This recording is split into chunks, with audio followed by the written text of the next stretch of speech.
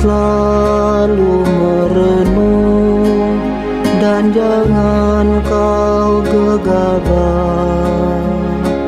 Assalamualaikum warahmatullahi wabarakatuh. Waalaikumsalam warahmatullahi wabarakatuh. Selamat jumpa lagi sobat-sobat Syabah. Pada kesempatan kali ini kita kembali melakukan suatu dialog atau yang kita kenal dengan podcast ya, podcast channel Syabah. Untuk kesempatan kali ini kita akan mengangkat tema terkait dengan mata kuliah komunikasi bisnis, yaitu subtemanya adalah Cross Cultural Communication in Business. Ya, artinya bagaimana kita melakukan bisnis dengan orang-orang yang berbeda budaya. Karena kita tahu bahwa ketika kita melakukan bisnis itu pastinya kita tidak mungkin untuk hanya bertemu dengan orang-orang yang sama satu suku dengan kita, sama satu bangsa dengan kita. Apalagi sekarang kan eranya era globalisasi, era perdagangan bebas, di mana semua orang dari berbagai negara akan dengan mudah melakukan kegiatan perdagangan dengan orang-orang dari seluruh dunia. Kita bisa saja melakukan kegiatan perdagangan ekspor impor itu dengan orang Afrika, bisa dengan orang Amerika, dengan orang Cina, dengan orang Jepang dan sebagainya.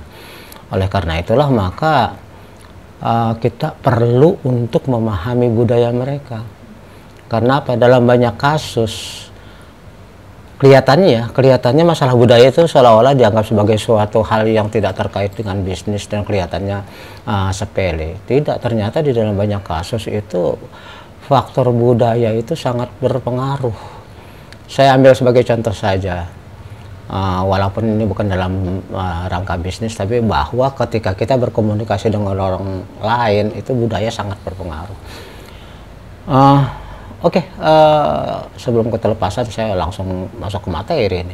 Padahal belum saling memperkenalkan diri. Oke, sebelum kita mulai Fania silakan memperkenalkan diri. Nama saya Fania Delisha Kufa, semester 7. Dari Universitas Syekh Yusuf Sanggrang, Prodi Manajemen. Oke, berikut.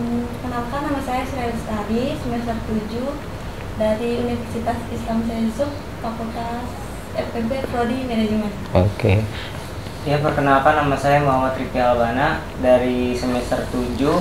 Saya kuliah di Universitas Islam Syekh Yusuf, Prodi Manajemen, mata kuliah komunikasi bisnis.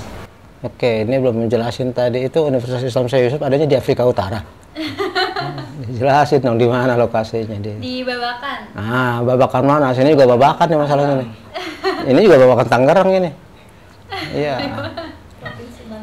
Provinsi Banten luas sekali ya di Tangerang. Kota Tangerang, Provinsi Banten. Nah gitu, jadi tahu lengkap. Ntar sangkanya ini UNES ada di Afrika Utara lagi ya kan. Baik, kita lanjutkan. Jadi ketika kita berbisnis itu kita harus memperhatikan budaya. Sebagai contoh adalah gini. Suatu kali saya itu ikut pelatihan. Karena dulu kan saya sebelum menjadi instruktur tentu juga menjadi orang yang belajar. Karena belajar mengajar itu suatu proses yang berjalan terus. Artinya ketika saya mengajar Anda, saya juga harus belajar. Kalau nggak, apa yang mau saya ajarin? Kan gitu kan? Berarti ketika orang mau mengajar ya harus belajar.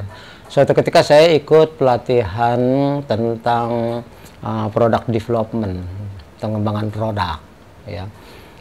Itu yang memberikan materi adalah seorang dari Inggris, namanya Mr. Brian. Ya, dia menyampaikan tentu dalam bahasa Inggris, lalu kemudian dia memberikan materi panjang lebar, sebenarnya bagus sekali materinya. Jadi bagaimana kita di dalam rangka bisnis, dalam rangka pengembangan produk, kita harus selalu melakukan change terhadap produk kita supaya sesuai dengan selera pasar, kan gitu ya. Nah, di dalam penjelasan dia itu kemudian dia ingin menunjukkan bahwa bagaimana sih produk yang bagus, yang diminati gitu ya. Sebagai contohnya dia ngambil adalah contoh produk sepatu. Ketika dia mengambil contoh produk sepatu, ternyata yang dia tunjukkan adalah sepatu yang dia pakai sendiri. Nah, kemudian sepatunya itu kakinya dinaikkan ke meja sambil dia ngomong, ya, dinaikin ke meja. Bagi dia no problem, karena kita tahu di negara barat, di negara bebas sana itu seorang anak berbicara sama bapaknya itu sambil angkat kaki no problem. Satu hal yang biasa. Satu hal yang biasa. Kalau kita di sini, kamu coba begitu ditendang sama bapak kamu kan nggak bisa diterima ya. Nah, di sana itu kita seorang anak manggil nama bapaknya, namanya aja nggak masalah, nggak mesti manggil daddy, father atau apa. Ya, tapi coba di sini kita nggak usah jauh-jauh, kamu di kampus, ya. Coba aja ketika Pak Joko lewat, kamu panggil, Jok, gitu, berani nggak kamu? Nggak mungkin kan ya. Nah, terus kemudian Pak Dekan, Mustafa Kamal, Bal kemana lo, gitu, berani nggak kamu? Nggak berani ya, karena apa? Budayanya beda, termasuk di dalam bisnis. Budaya tata krama juga beda. Tata kramanya beda. Maka ketika si Brian ini ngangkat kakinya ke atas meja, bagi dia no problem, itu suatu hal yang biasa-biasa aja. Tetapi bagi kita peserta ternyata ada gangguan di dalam diri kita ini. Ada suatu hal mental setnya itu yang kayaknya gimana? Kamu ngelihat orang yang ngangkat kaki ke atas meja.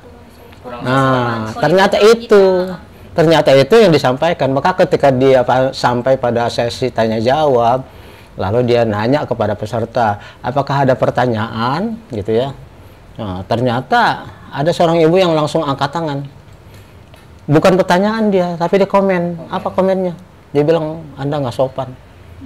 Jadi di sini kita melihat bahwa materi sebagus apapun ternyata terganggu oleh penerimaan tentang suatu sikap yang dianggap oleh ibu itu sebagai satu hal yang tidak bagus. Cara pandangnya kan beda. Cara pandangnya beda, ya kan? Karena budayanya beda. Oke, menurut kamu sebenarnya budaya itu apa sih? Kayak perbedaan gimana ya, perbedaan sisi warna kulit, dari berperilaku juga. Jangan grogi aja. Jadi belibet deh ininya. Itu sih, Bah. Kalau menurut saya sih suatu kebiasaan, terus juga perbedaan antara kita melakukan sesuatu itu. Kalau dari budaya kita kan apa-apa tuh harus dilihat dari norma dan sopan santunnya. Kalau dari negara bebas itu kayak dia ya udah gitu aja ngelakuin tanpa ngelihat norma dan kesopanannya gitu. Sri gimana? Budaya itu bisa dibilang kayak suatu nilai kemampuan dari suatu golongan tertentu sih. Jadi kayak misalnya golongan A atau B katakanlah. Pasti beda yang budayanya, yang satu ras, misalnya dari ras, dari religionnya juga, etnisnya juga. Oke, jadi budaya itu sebenarnya memang norma, sopan santun, kebiasaan dan sebagainya. Tapi karena kita bangsa-bangsa ini berbeda, ya, maka norma itu jadi beda juga, ya kan? Kebiasaan-kebiasaannya itu ya berkembang kan sesuai dengan pengalaman sejarahnya bangsa itu. Sehingga bangsa ini dengan bangsa ini kebiasaan-kebiasaan berbeda karena terkait dengan apa? Terkait dengan geografinya, alamnya dan sebagainya. Sehingga menimbulkan kebiasaan-kebiasaan yang antara satu dengan yang lain pastinya beda-beda gitu ya. Sementara seperti disampaikan tadi oleh Sri Ayu, budaya memang nilai yang dianggap oleh satu bangsa adalah yang terbaik. Yang terbaik berarti kan dengan ini jadi beda-beda terbaiknya. Karena pengalamannya beda-beda ya. Oleh karena itu maka saya sebutkan tadi bahwa menurut si Brian nilai ngangkat kaki ke atas meja no problem bagi dia. Ya kan sama juga yang kita sebutkan tadi. Bagi orang-orang sana itu manggil orang tua dengan namanya aja no problem karena nilainya itu ya biasa aja. Tapi bagi kita di sini nilainya beda lagi karena kebiasaannya juga beda sehingga manggil orang tua dengan namanya jelas tidak sopan. Berarti sopan itu ukurannya beda-beda, ya kan? Norma itu berarti beda-beda. Kan norma itu ada norma agama, ada norma hukum, ada norma sopan santun, ada norma susila. Ya kan beda-beda. Nah itu norma-norma itu dari bangsa dengan bangsa yang lain pasti beda. Yang ingin saya sampaikan adalah ketika dalam pembelajaran saja materi yang bagus sekalipun terganggu oleh sikap si pengajar yang dianggap oleh si pendengarnya tidak sopan, itu mempengaruhi penerimaan materi. Sehingga orang konsentrasinya bukan kepada materi yang disampaikan, tapi kepada sikap, gitu kan? Sikap si pengajar. Ya, kepada sikapnya, walaupun dia sama sekali nggak bermaksud, nggak bertujuan seperti itu. Dia kan bersikap tentunya sesuai dengan budaya dia, ya kan? Karena budaya itu dianggap sebagai suatu hal yang paling tinggi bagi yang bersangkutan, maka tentu dia bersikap, dia bertutur kata, dia berkomunikasi itu sesuai dengan budayanya sendiri, ya kan? Iya. Contohnya, Fania dari mana sukunya? Padang Betawi. Padang Betawi, Padang Betawi, oke. Betawi, Jawa. Jawa. Bagi orang Jawa itu ngomong itu nggak boleh ngomong belak-belakan, to the point nggak boleh, ora ilo. Orang yang ngomong langsung to the point itu biasanya dianggap kurang menyenangkan gitu loh. Tapi bagi Batak, bagi Padang, bagi Betawi ini lain lagi nih. Ngomong itu belak-belakan aja. Langsung to the point aja. Oleh karena itulah kita terkait dengan nilai yang beda. Ketika orang Batak, ketika orang Padang ngomong sama orang Jawa dengan cara belak-belakan, dianggapnya ini nggak sopan. Karena apa? Karena nggak boleh dalam konteks Jawa ngomong belak-belakan.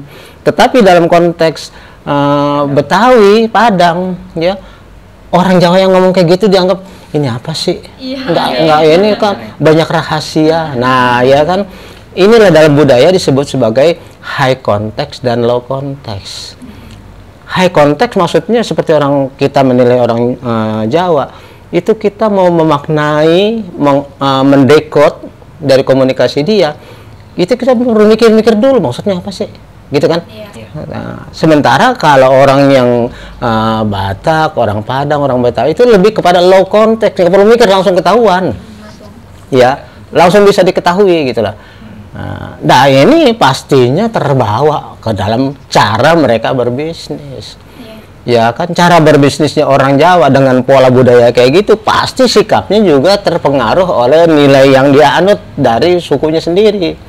Ya kan, orang Padang tentu juga begitu, orang Betawi tentu juga begitu, terpengaruh oleh budayanya. Kenapa?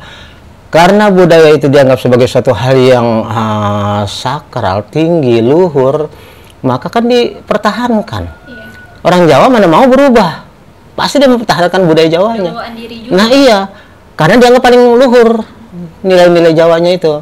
Begitu juga dengan Padang, nggak akan mau dia berubah. Jadi biarpun sampai kapanpun, biarpun kita dalam konteks era perdagangan bebas global, orang Jawa pasti tetap akan mempertahankan kejawaannya. Orang Betawi pasti akan mempertahankan kebetawiannya. Demikian juga dalam konteks internasional.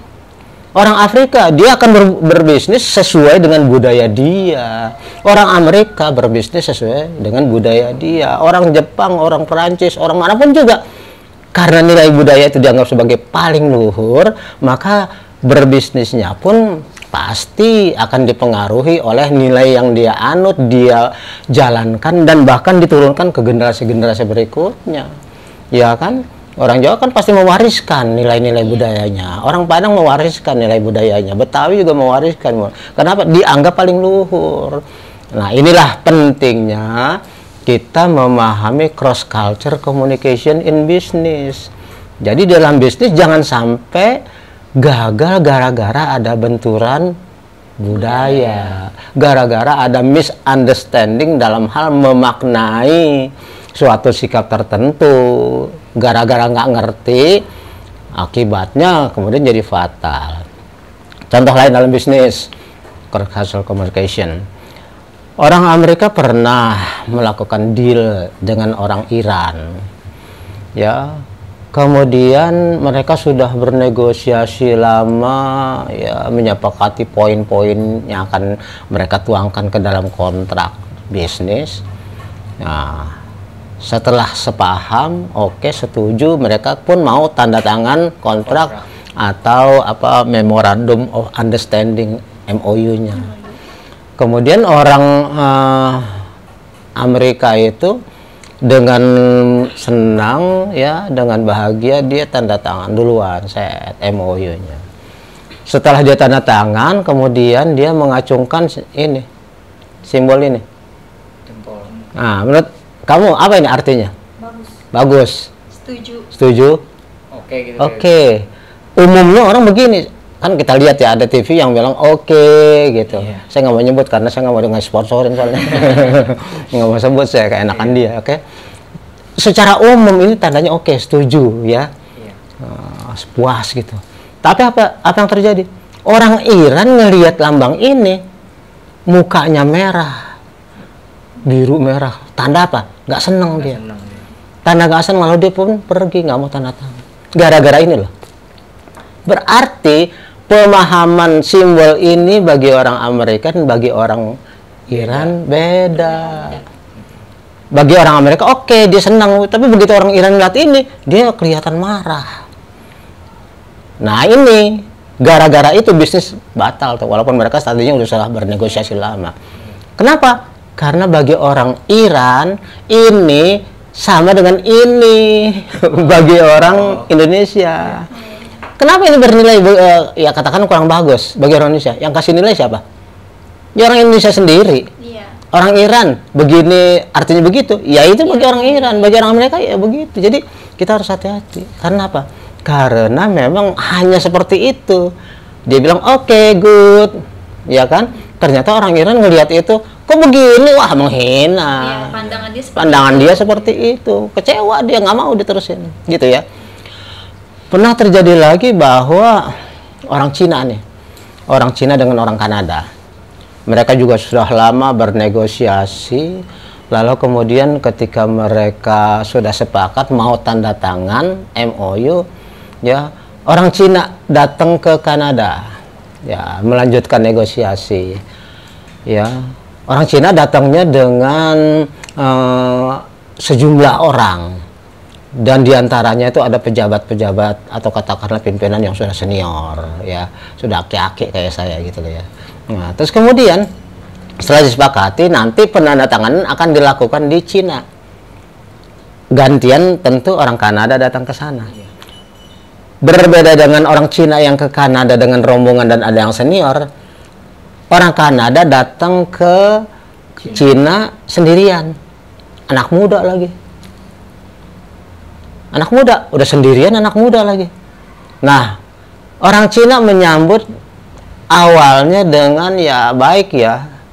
Tapi lama-kelamaan kok kelihatan mereka makin lama makin malas-malasan. Dan pada akhirnya nggak mau lagi melanjutkan. Nggak mau melanjutkan negosiasi. Kenapa? Kira-kira menurut kamu gimana? terlihat nggak serius gitu. Biasanya Terlihat nggak kalau serius. orang serius mah bawa ini, bawa dari segi pengacara, hukumnya seperti apa, Bawa buah gitu ya. manajernya. Bawa buah, iya. bawa kopi, bawa gula itu mah Iya, bawa martabak gitu ya. bawa karyawan, bosnya itu kalau Oke. sendiri Oke. dilihatnya seperti itu sih. Gimana? Ya menunjukkan sifat nggak serius aja, Bah. Soalnya kan kayak ini anak remaja ngapain datang sendirian, tujuannya untuk apa? Nggak ada teman-temannya. Kalau dia datangnya ramean mungkin dapat diterima dengan baik karena dia tujuannya emang mau menjalin suatu usaha gitu dari Harus dua-dua. dicatat bahwa sebenarnya orang Kanada yang datang itu juga bukan orang sembarangan. Dia adalah managing director-nya atau mungkin dia presiden direktur atau CEO-nya. Ya. Tapi dia datang sendiri.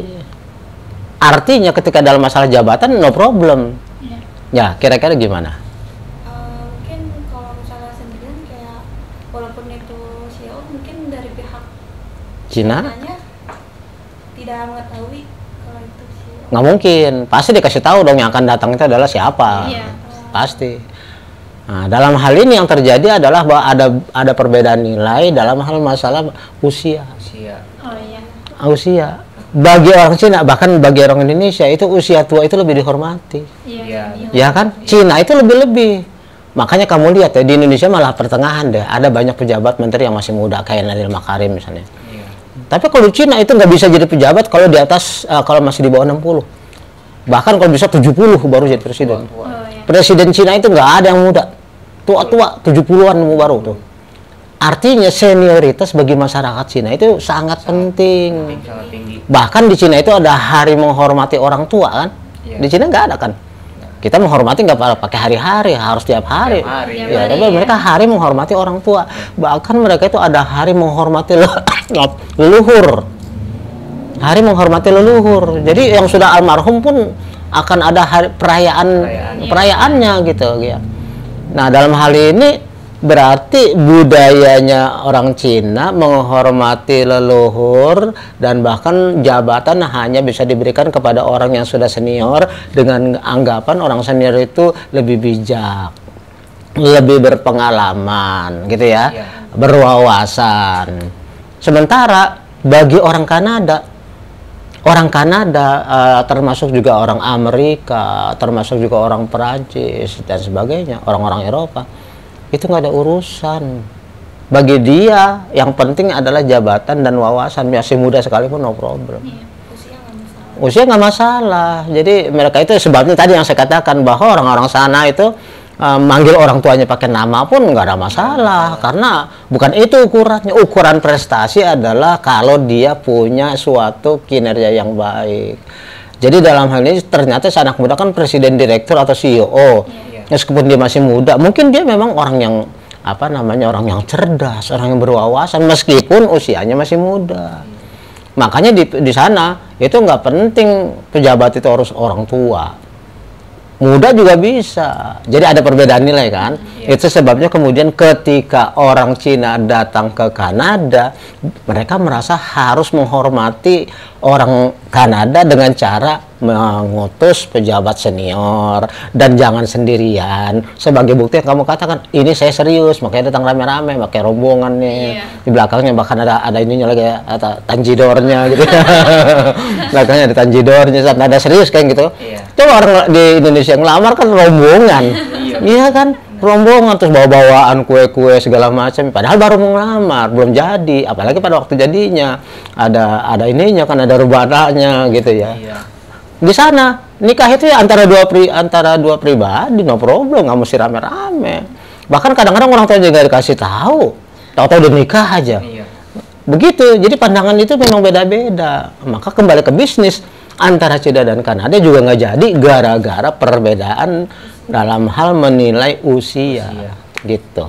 Gara-gara usia. Kalau yang tadi kan gara-gara kalau yang tadi itu gara-gara yang pertama adalah masalah simbol. Ya. Jadi jelas ya bahwa di dalam bisnis sekalipun itu budaya nggak bisa ditinggalin. Jangan bilang bahwa sekarang era modern, era globalisasi, era perdagangan bebas dan sebagainya, era internet, era digital, terus budaya kemudian menjadi nomor 2. Oh enggak. Ternyata budaya tetap penting. Tetap penting karena apa? Dianggap sebagai nilai yang menjadi ciri khas masing-masing bangsa maupun suku bangsa. Biar gimana pun kamu tetap akan mempertahankan budaya kamu. Nggak mau gitu. Itulah sebabnya kemudian kan saya sering nanyain ke mahasiswa, ketika era perdagangan ini sudah sedemikian luasnya, udah bebas, apakah nanti akan terjadi penyeragaman budaya, jadi budaya internasional? Pernah saya tanya seperti itu. Jawabannya memang tidak mungkin, tetap saja masing-masing. Jadi tidak akan terbentuk budaya seragam. Cuma memang di dalam pergaulan yang semakin intensif, ada budaya yang dari suku ini, kemudian tidak terlalu ketat lagi karena pengaruh luar, bahkan sebaliknya ada pengaruh luar yang masuk menjadi warna budaya tersebut. Jadi ada semacam akulturasi, penerimaan budaya luar, budaya di dalam, kemudian menjadi agak longgar. Itu banyak gitu. Dan itu terjadi ya, misalnya pergaulan kita dengan ini aja. Sering terjadi keluhan katanya generasi muda sekarang nggak sopan.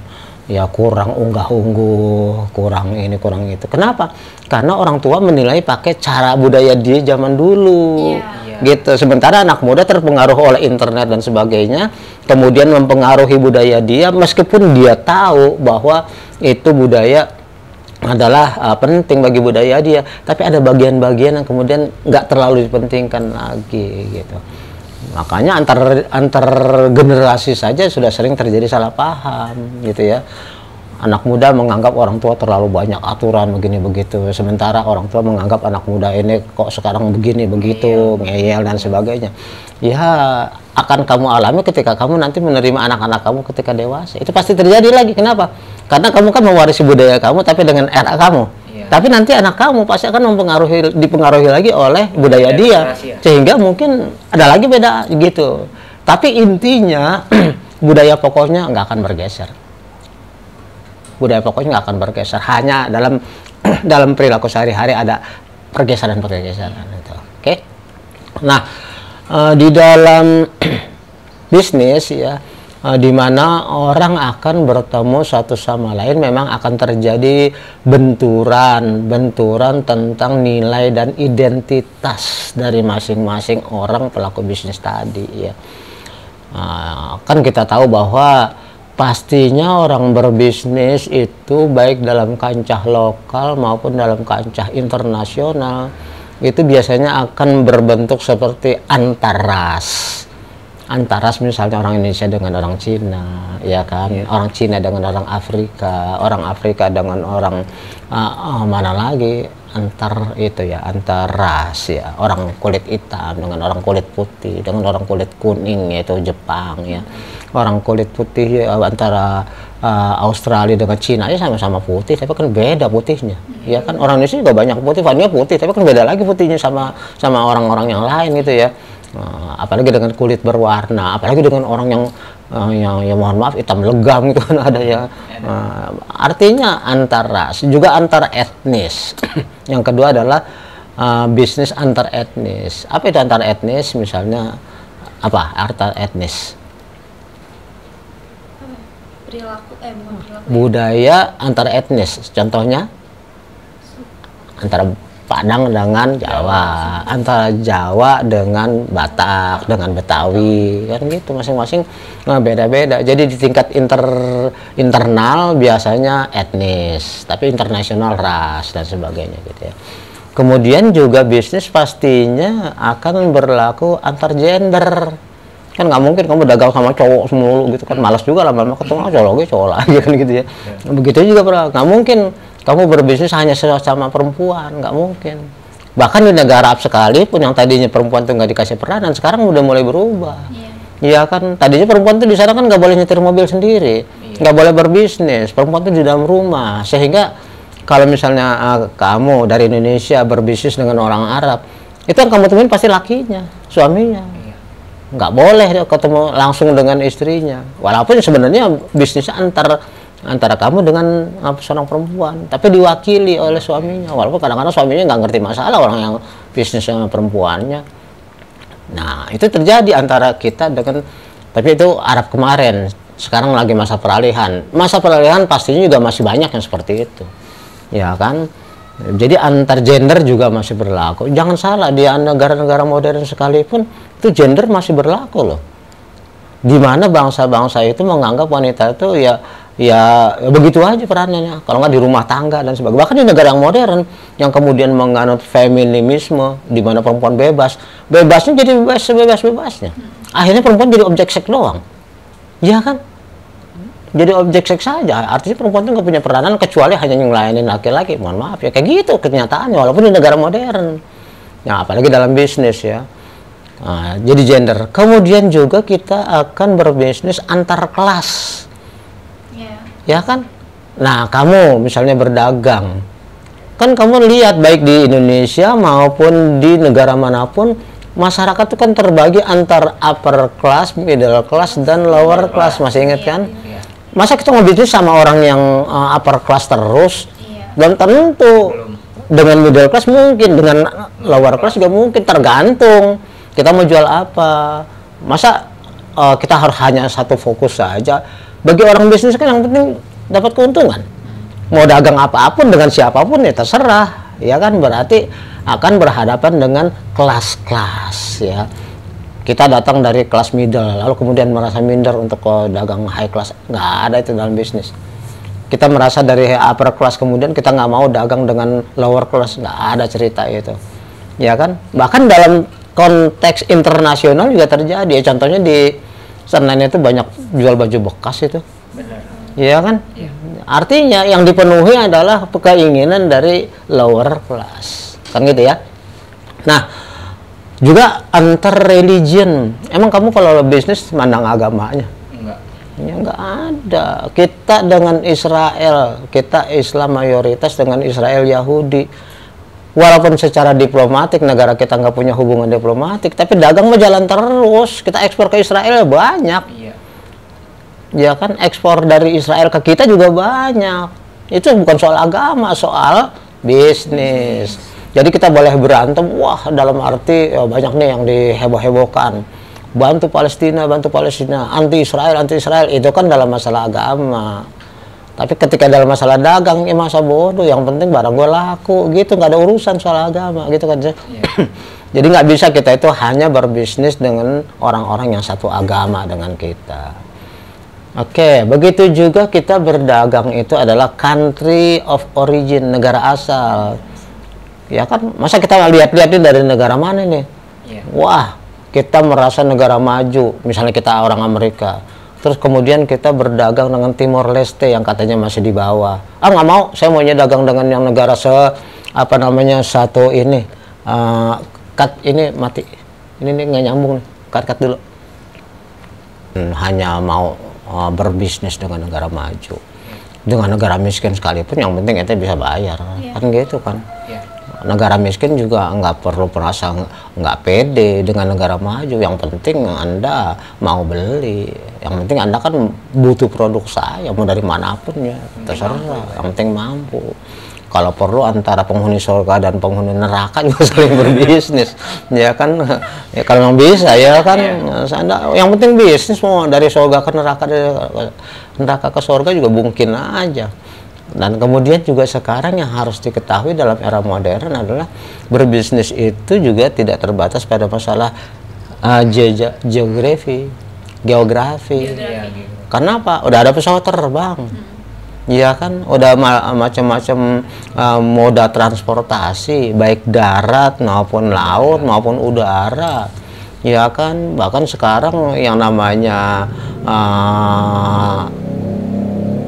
bisnis travel itu kan udah kemana-mana, ya kan. Oke, artinya budaya akan tetap mewarnai bisnis meskipun antar ras, antar etnis, antar gender, antar kelas, antar agama, antar negara asal, antar geografi, nggak ngaruh.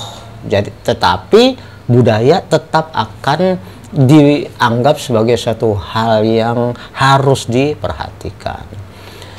Oke, nah di dalam hal kita berbicara antar yang tadi beda-beda golongan itu, maka ada 6 hal yang harus kita perhatikan.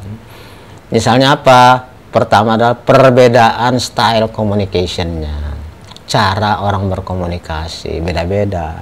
Tadi itu antara Jawa dengan Padang, antara Padang dengan Batak, antara Batak dengan Betawi, kan masing-masing punya beda. Style communication-nya, ya kan. Anda lihat bahwa style communication dari orang Amerika itu bebas. Dia bahkan kalau ngomong tangan itu banyak ini lincah bergerak gitu. Ya kan? Mereka fleksibel ya. Bahasa tubuhnya itu akan ini. Tapi beda dengan orang Cina dan orang Jepang, orang Korea, mereka lebih banyak diam. Belum banyak diam. Bahkan di dalam negosiasi sekalipun orang Cina, orang Korea, orang Jepang lebih banyak kedengerin. Nanti mereka berusaha untuk meresum apa yang mereka tangkap dari komunikasi orang, baru kemudian mereka akan merespon. Tapi mereka akan diam. Oleh karena itulah maka berbisnis dengan orang Korea, orang Jepang, orang Cina itu nggak bisa langsung deal. Mungkin pertemuan pertama, kedua, ketiga, baru kemudian. Kenapa? Karena mereka juga bukan orang yang jadi decision maker langsung. Biasanya mereka berkelompok. Jadi keputusan adalah keputusan kelompok. Misalnya Pania melakukan bisnis dengan orang Jepang, jangan berharap bahwa langsung deal pertemuan pertama, enggak. Karena orang ini akan berhubungan lagi dengan kelompoknya, merundingkan lagi. Baru kemudian apa kata kelompoknya, dia akan maju lagi ke kamu. Jadi panjang. Tetapi orang yang modalnya seperti ini, walaupun panjang perjalanannya, tapi kalau udah oke, panjang lagi jalan ceritanya, gitu, manjang.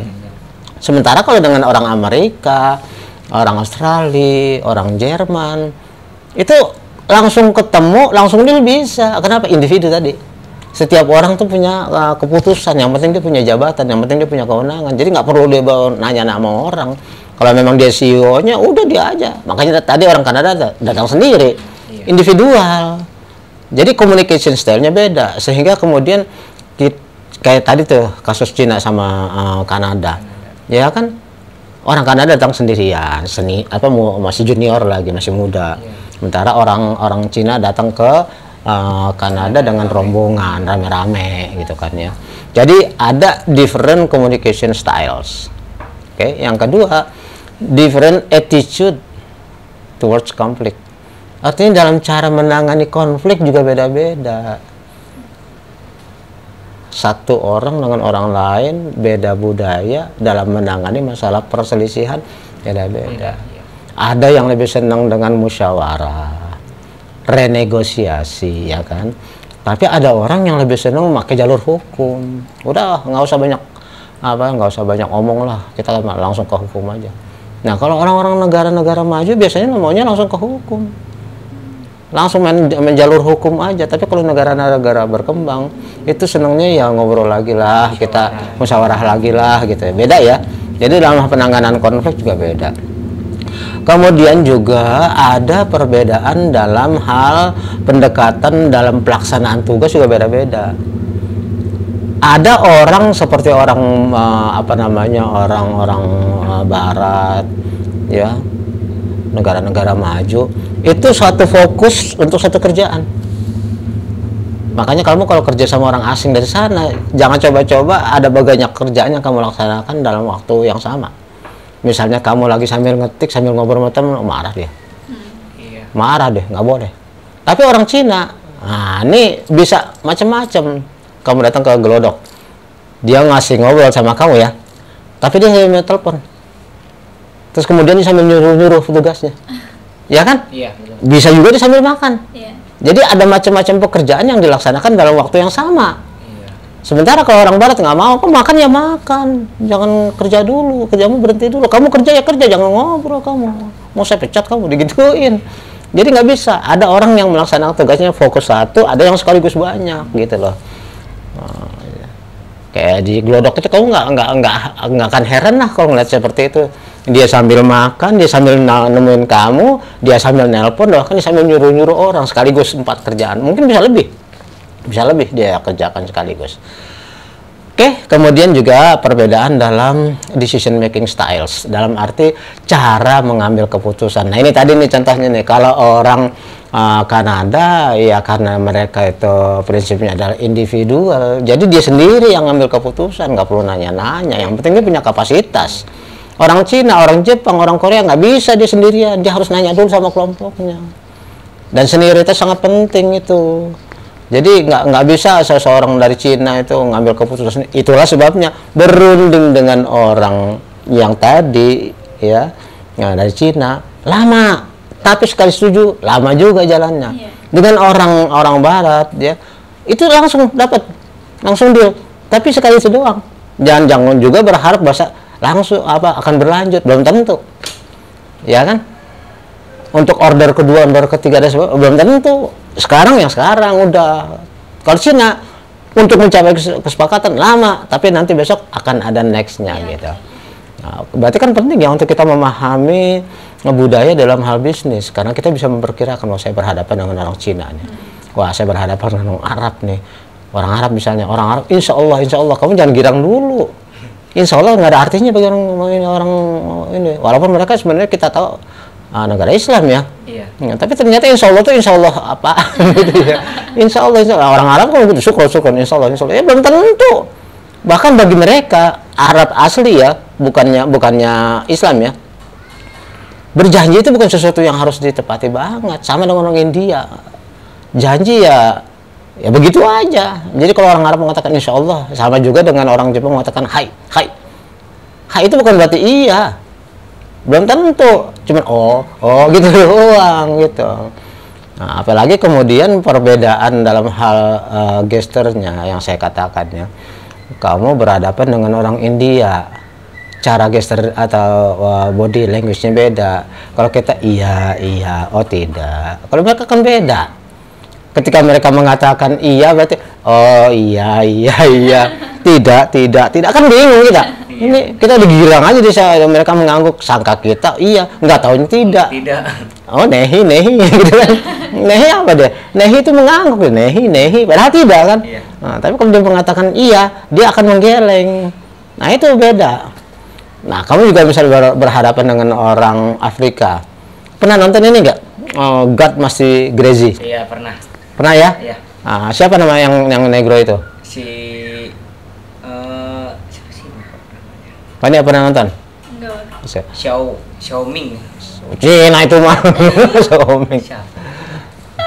Pokoknya nama Afrika deh ya. Iya, yang dikejar singa. Iya, dikejar-kejar singa. Cara mereka bersalaman itu beda. Kalau kita kan begini ya. Iya. Hanya jabat tangan. Kalau mereka jabat tangan itu ini tangannya megang pundak, ya. Satu lagi megang dadanya. Kamu sama orang Afrika langsung yang satu megang pundak, satu megang dada kamu, kira-kira kamu kan lu marah kamu apa nih? Padahal itu begitu cara mereka bersalaman. Bahkan ada orang yang bersalaman sambil adu jidat ya. Iya. Ada salaman begini tapi kepalanya bertemu, ada. Jepang biasanya itu, Pak. Enggak, Jepang hanya cukup menunduk. Semakin dalam nunduk kita, semakin menandakan hormatnya makin mendalam. Iya. Makanya kemudian mereka kan Hinomaru kan sampai kayak orang ruku kan. Iya kan kayak orang ruku, nunduknya dalam. Kenapa? Menghormati Hinomarunya ya kan, ininya apa benderanya. Tapi kalau kita disuruh Hinomaru kan kita banyak yang nggak mau. Itu berarti kan syirik, berarti kan menghormati bendera sampai kayak gitu. Orang Indonesia ya hormati begini aja cukup lah. Hormat dalam arti keduniaan. Oh, kita lanjutkan diskusi kita, yaitu sekarang yang berikutnya tentang apa attitude towards disclosure.